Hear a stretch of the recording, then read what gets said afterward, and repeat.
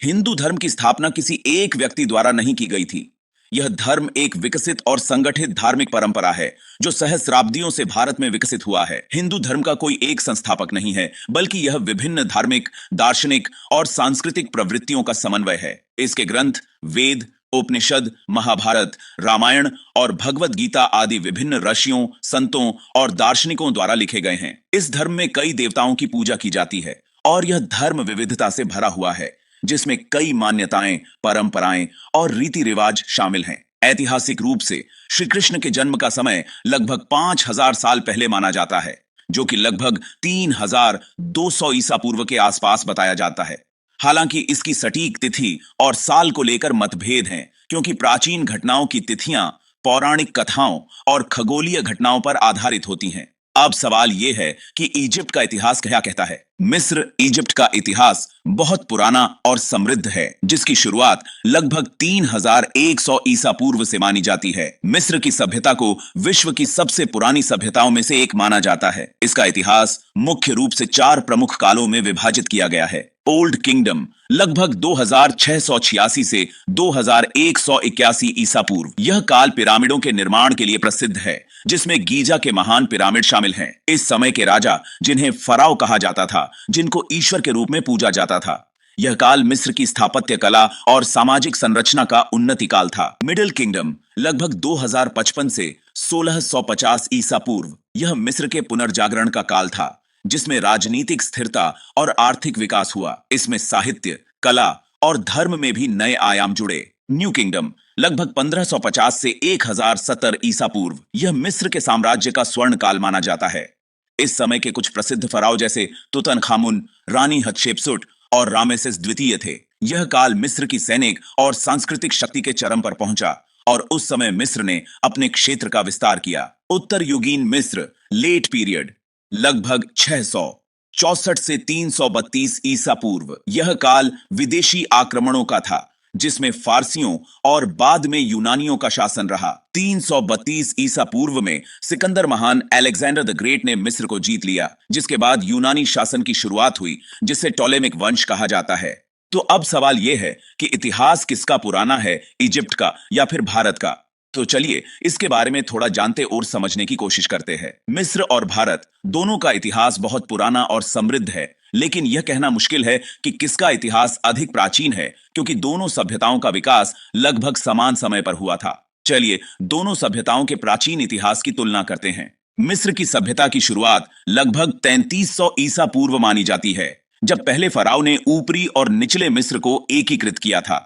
इस काल में पिरामिडों का निर्माण और एक संगठित राज्य का उदय हुआ, और यह सभ्यता नदी नील के किनारे पर विकसित हुई थी। मिस्र का इतिहास प्रसिद्ध फराव, पिरामिडों और धार्मिक आस्थाओं से भरा हुआ है। भारत की सभ्यता। भारत में सबसे प्राचीन सभ्यता सिंधु घाटी सभ्यता है, जो लगभग 3300 ईसा पूर्व से लेकर 1700 ईसा पूर्व के बीच फली फूली। मोहनजोदड़ो और हड़प्पा इसके प्रमुख शहर थे। इस सभ्यता ने संगठित शहरीकरण, जल प्रबंधन और व्यापार में महत्वपूर्ण योगदान दिया। वेदों की रचना भी इसी समय के आसपास मानी जाती है, जो भारत की वैदिक सभ्यता की नींव रखती है, जो भारत की धार्मिक और सांस्कृतिक परंपराओं का आधार है।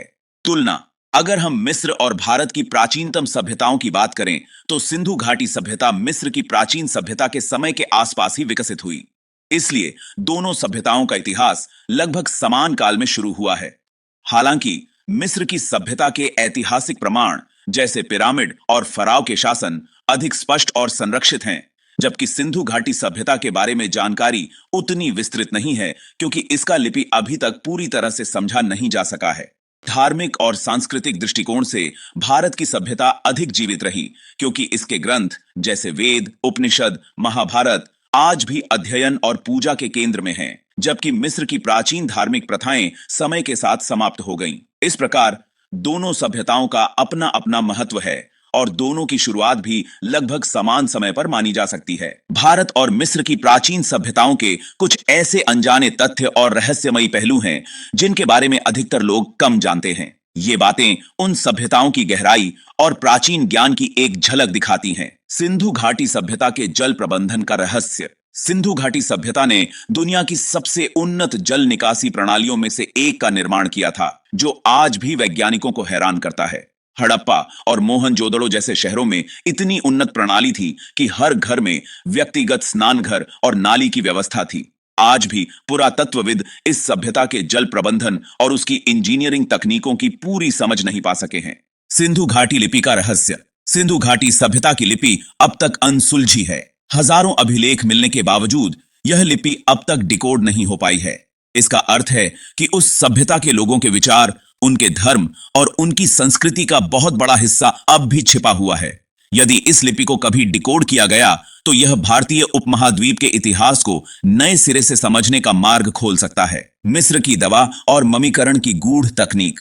मिस्र में ममीकरण की प्रक्रिया एक अद्भुत वैज्ञानिक तकनीक थी, जिसमें मानव शरीर को हजारों साल तक सुरक्षित रखा जाता था। परंपरागत रूप से यह माना जाता था कि ममीकरण का उद्देश्य शरीर को जीवन के बाद सुरक्षित रखना था, लेकिन हाल के शोधों से यह पता चला है कि मिस्र के पुरोहित और वैज्ञानिक हर्बल औषधियों, मसालों और अन्य प्राकृतिक तत्वों के उपयोग से रोगों को ठीक करने और शरीर को संरक्षित करने में निपुण थे। मिस्र के ममीकरण में इस्तेमाल होने वाले तेलों और रेजिन की रासायनिक संरचना अब आधुनिक विज्ञान में उन्नत औषधीय गुणों के रूप में पहचान ली गई है। मिस्र के पिरामिड और खगोलीय रहस्य। गीजा के महान पिरामिडों का निर्माण खगोल विज्ञान पर आधारित था। कई विद्वानों का मानना है कि पिरामिडों की व्यवस्था आकाश में तारों के समूह से मेल खाती है, विशेष रूप से ओरायन के तारामंडल से। यह इंगित करता है कि मिस्र के लोग खगोल विज्ञान में गहरी रुचि रखते थे और संभवतः उन्होंने ब्रह्मांड के रहस्यों को समझने की कोशिश की थी।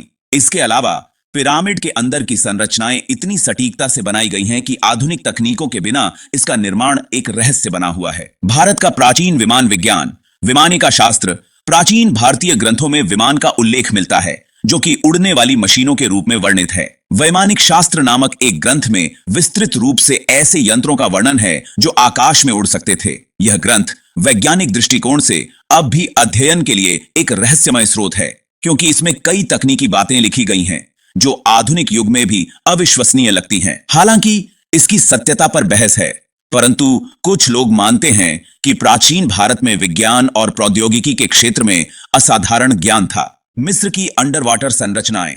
हाल के वर्षों में वैज्ञानिकों ने मिस्र के समुद्री तटों के नीचे प्राचीन शहरों और संरचनाओं के अवशेष खोजे हैं। ये संरचनाएं समय के साथ समुद्र के नीचे डूब गई थीं। विशेष रूप से हेराक्लियोन और कानोपस नामक दो प्राचीन शहरों की खोज से पता चलता है कि प्राचीन मिस्र की समुद्री सभ्यता और व्यापारिक नेटवर्क अत्यधिक उन्नत थे। इन जलमग्न शहरों में कई अवशेष और धातु की मूर्तियां मिली हैं, जो मिस्र की समुद्री शक्ति और धार्मिक विश्वासों का एक नया दृष्टिकोण प्रस्तुत करती हैं। भारतीय गणित और शून्य का आविष्कार। प्राचीन भारत में गणित के क्षेत्र में एक बहुत बड़ा योगदान दिया गया था, खासकर शून्य के आविष्कार के साथ।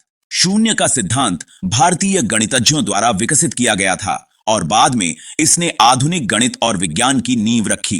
बौद्धायन, आर्यभट्ट और ब्रह्मगुप्त जैसे प्राचीन भारतीय गणितज्ञों ने कई गणितीय सिद्धांतों का आविष्कार किया, जिन्हें पश्चिमी दुनिया ने बहुत बाद में अपनाया। मिस्र की सभ्यता में संगीत एक महत्वपूर्ण स्थान रखता था। प्राचीन मिस्रियों ने विशेष प्रकार के संगीत वाद्य यंत्र बनाए थे, जिन्हें अब तक पूरी तरह से समझा नहीं सका है। हर्बालोजी और संगीत चिकित्सा के प्रमाण भी मिले हैं, जिससे यह पता चलता है कि वे संगीत का उपयोग चिकित्सा उपचार के लिए भी करते थे। ये अनजाने तथ्य प्राचीन मिस्र और भारत की सभ्यताओं की गहराई और वैज्ञानिक दृष्टिकोण को दर्शाते हैं, जो आज भी दुनिया को प्रभावित करते हैं। इन सभ्यताओं के कई रहस्य आज भी अनसुलझे हैं और उनके अध्ययन से भविष्य में और अधिक चौंकाने वाली जानकारियां मिल सकती हैं।